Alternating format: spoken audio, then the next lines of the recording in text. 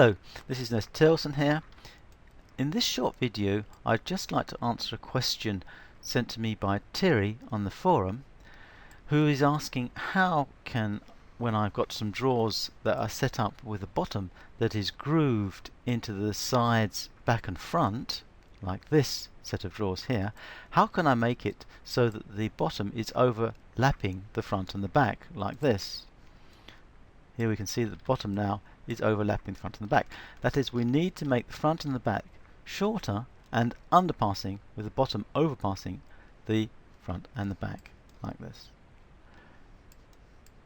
Now there are two ways of doing it. We can do it either using simply clicking on the different parts and changing their priorities, or we can use a manufacturing method.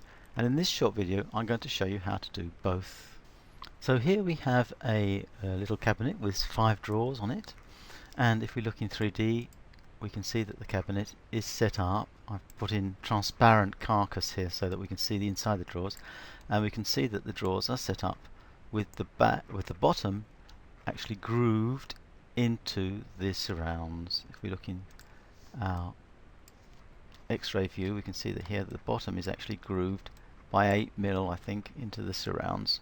That is sides, back and front, and we want it to be grooved just into the sides and passing underneath, in fact, the front and the back. So we want to make the front and the back less wide.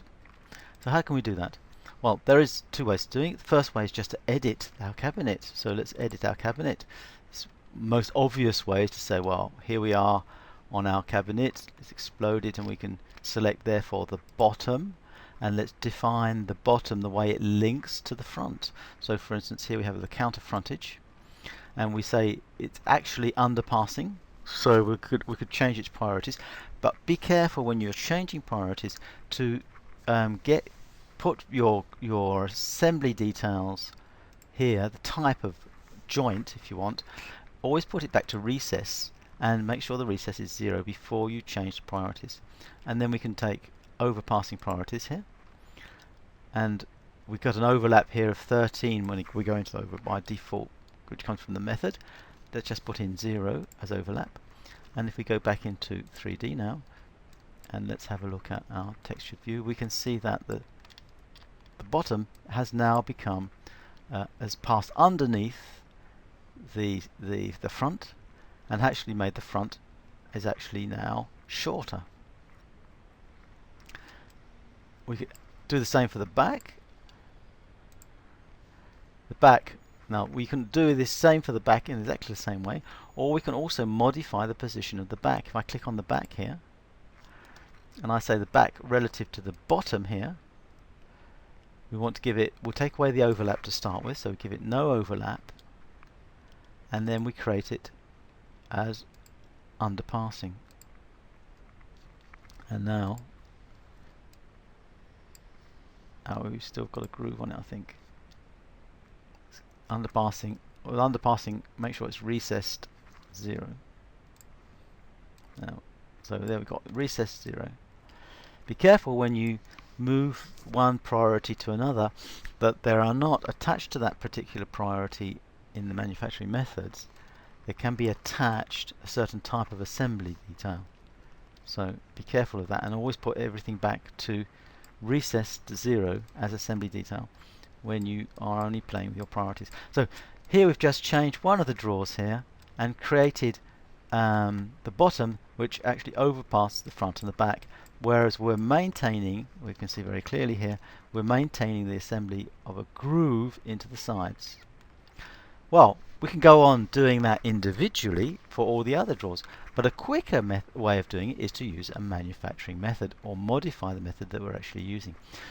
And to do that, I would go into libraries here, submethods, and we're using actually if I go into my drawer submethods, we can see that we're using a submethod which is the default method which is, well, it's not the default method, sorry, it's called the Bloom Drawer Slider 02, which is attached to our cabinet name, which is cabinet 6. So it's a manufacturing method which is actually here attached to our cabinet. If I click on assembly details here, these are the assembly details of our drawer, and I look at our priority order dialog box here, we have here, in this particular area here, the way the boards are prioritized one towards the other. Is one board overlapping the other one, or is it underpassing the other one, or is it mitered? So for a drawer inside, we have the possibility of changing the priorities. If I turn my little 3D image here and I have a look at my bottom, we can see that the bottom is actually inside. In this particular method, the bottom is inside its surrounds. Note, we're not defining the actual assembly detail, whether it's grooved or just butted up against the inside, but we're just saying that it's inside. The actual method, the way it reacts to the different parts, we are defining in this area here of our dialog box. But this area here just gives the priority order. And if we select here the drawer bottom, we can see the drawer bottom is inside the surrounds, but we have two arrows up here. And if I click on my arrows, if I click, for instance, up arrow here, the bottom will move its priority according to the different parts. If I click once, look, the bottom has now become priority to the back. If I click twice, it's now become priority to the front. If I click third time, it's become priority to the sides. And this is the bottom here, which is actually just pinned on underneath the drawer. To diminish the drawer bottom priorities, I click on the other arrow here, which is the down priority. If I click once, the priorities go down relative to the sides. If I click twice on the down, it now becomes a non-priority, underpassing the front. And if I click again on the down, it goes back to non-priority to all the surrounds, back included.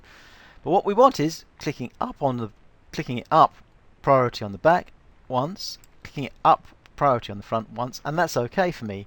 So if I click now, I've changed my drawer submethods, and I click OK again, and I apply it to the whole cabinet. You'll see that just by applying this method, I have changed all the drawers at once. And now all my drawer bottoms and the drawer fronts have been modified.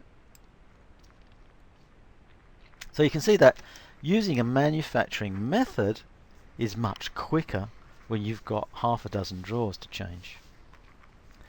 So I hope that's shown you a little bit the power of manufacturing methods, and there's two ways, and there's always these two ways of modifying a project.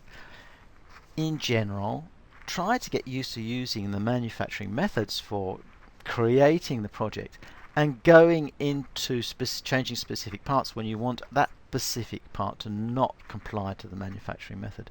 So for instance, in this particular project, if I don't want the bottom of the top drawer to be the same, I simply go into here and I will take my counter frontage here, and towards my bottom I would now put it overpassing my bottom, and I would give an overlap of 13 millimeters to comply to the rest of the cabinet. And I would see here now that just I've maintained my manufacturing methods on the rest of my cabinet here, or my other drawers, but just the top drawer has been changed, and only the front of the top drawer has been changed. So the best way to work is use your manufacturing methods to create the general project, and then go into your project and do editing your parts for any specific details that do not need to comply to that manufacturing method or need to be tweaked otherwise. Okay, I hope that's been interesting to you, to show you the difference between the two ways of editing a cabinet. And I know that manufacturing methods are not always very easy to understand at first and need a bit of getting used to, but I assure you that once you get used to it, it really saves a lot of time. Thanks for looking. Hope to see you in another video soon. Goodbye.